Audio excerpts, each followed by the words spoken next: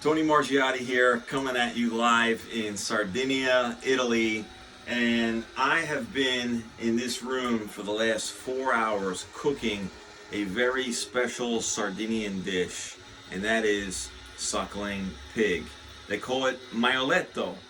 And so my vegetarian friends out there, please go to the next video. This is not for you, but for those of you who like pork, there is nothing better than the Sardinian suckling pig.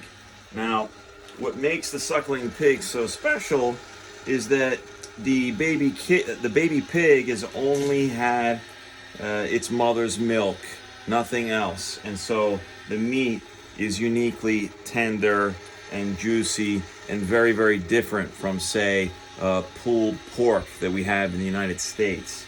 And so basically this is half of a suckling pig that we put on the spindle. I had a massive fire going in the back for quite a long time, but now it's basically at the end of its cooking, and you can see on the back here we have the coals that are still cooking it.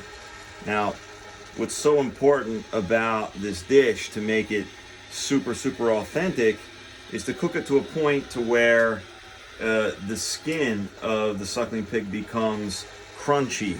This is part of the secret to the suckling pig. All I put on it is salt. I salted it after the first hour, and I salted it again after the third hour. And that's pretty much it. So it's a long wait for an amazing, authentic Sardinian dish.